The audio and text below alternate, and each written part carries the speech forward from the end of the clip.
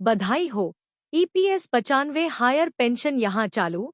18 लाख मिला एरियर कर्मचारी पेंशन योजना 1995, एम्प्लॉयज पेंशन स्कीम 1995। ईपीएफओ खाते में पेंशन भुगतान कर रहा है। फेरो स्क्रैप निगम लिमिटेड एफएसएनएल काफी सुर्खियों में है। Steel authority of India limited SAIL, steel authority of India limited SAIL में उच्च पेंशन का रास्ता अभी बंद है। Suchnaji news, Bhilai. EPS 95 higher pension कर्मचारी भविष्य निधि संगठन, एम्प्लॉयज प्रोविडेंट फंड ऑर्गेनाइजेशन से बड़ी खबर आ रही है। जहां विवाद नहीं था, वहां EPS 95 higher pension, EPS 95 higher pension का रास्ता साफ हो गया है। ईपीएफओ खाते में पेंशन भुगतान कर रहा है।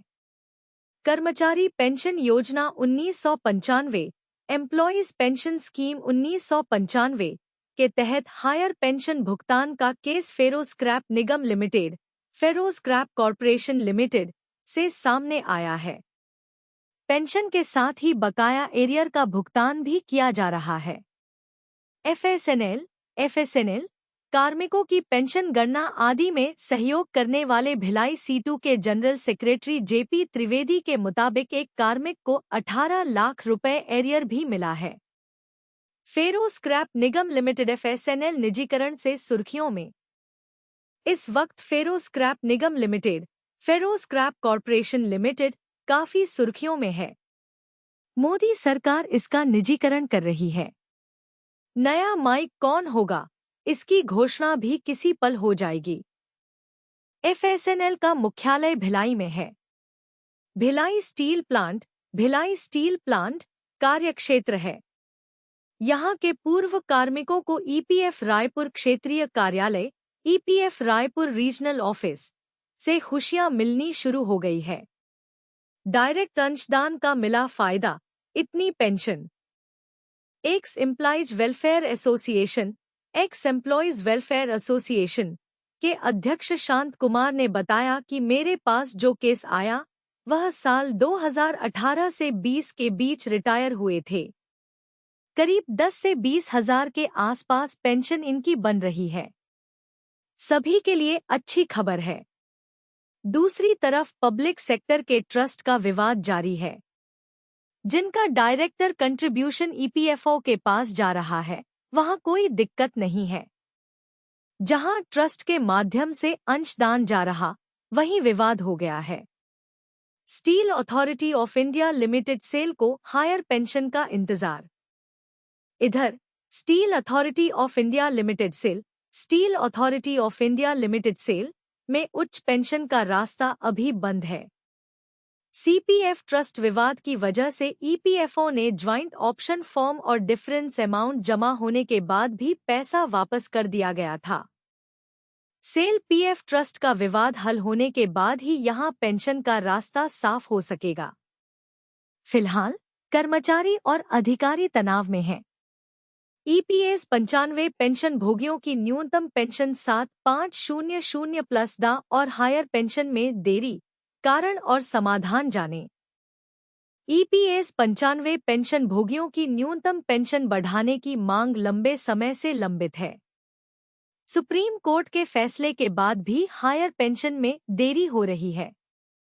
समस्या के समाधान के लिए जागरूकता अभियान, कानूनी सहायता, एकता, सरकारी संवाद, राजनीतिक समर्थन और आर्थिक सहायता की जरूरत है।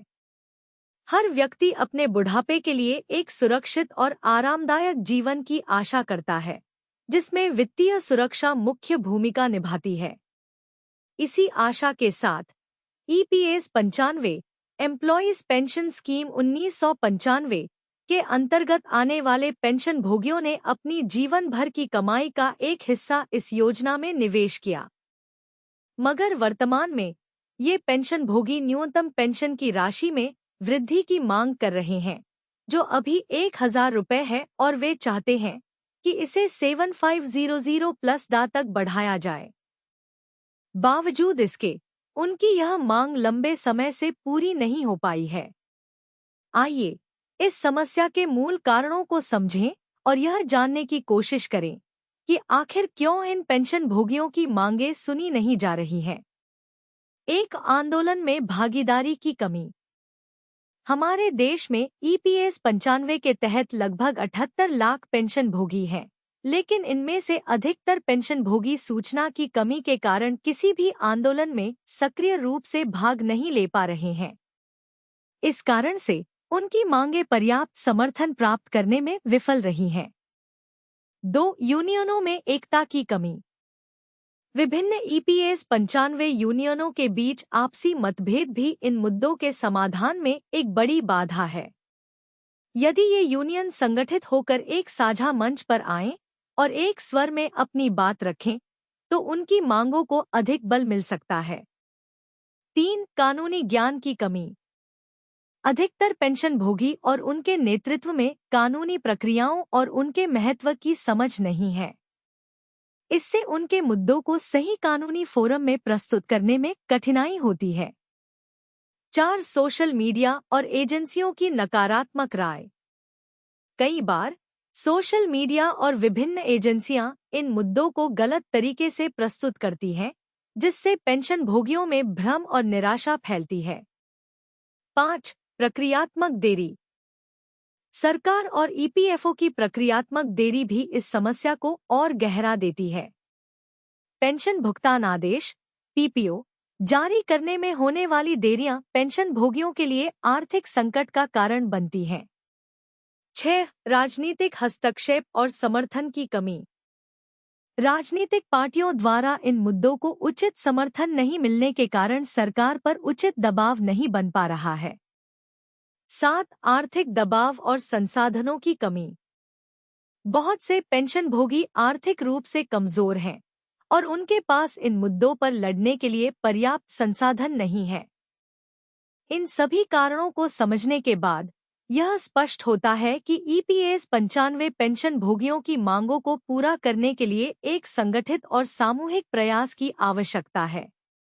इसमें यूनियनों, सामाजिक संगठनों, राजनीतिक दलों और सरकारी एजेंसियों की सक्रिय भागीदारी महत्वपूर्ण होगी। समाधान के सुझाव। इन सभी कारणों से ईपीएस 95 न्यूनतम पेंशन मुद्दे का समाधान अब तक नहीं हो पाया है। इस समस्या को हल करने के लिए संगठित और सामूहिक प्रयास की आवश्यकता है, जिसमें सभी संबंधित पक्षों की सक्रिय भागीदारी हो। निम्नलिखित सुझाव इस दिशा में मददगार हो सकते हैं। जागरूकता अभियान। पेंशनरों को उनके अधिकारों और मुद्दों के बारे में सही जानकारी देने के लिए प्रभावी जागरूकता अभियान चलाएं। कानूनी सहायता। पेंशनरों और उनके संघों को कानूनी ज्ञान और सहायता प्रदान करें, ताकि वे अपने मुद्दों को सही तरीके से अदालत में प्रस्तुत कर सकें। एकता और संगठन। सभी संबंधित यूनियनों के बीच एकता और समन्वय बढ़ाएं ताकि आंदोलन और कानूनी प्रक्रिया प्रभावी हो सके। सरकारी संवाद। सरकार और ईपीएफओ के साथ नियमित संवाद स्थापित करें, ताकि प्रक्रियात्मक देरी को कम किया जा सके। राजनीतिक समर्थन। राजनीतिक दलों का समर्थन प्राप्त करें, ताकि पेंशन मुद्दों पर दबाव बढ़ सके और समाधान जल्दी मिल सके। आर्थिक सहायता। पेंशनरों के लिए आर्थिक सहायता कार्यक्रम शुरू करें, ताकि वे अपने मुद्दों पर लड़ने में सक्षम हो सकें। इन प्रयासों से ईपीएस 95 पेंशनरों के मुद्दों का समाधान किया जा सकता है और उन्हें उनके अधिकार मिल सकते हैं।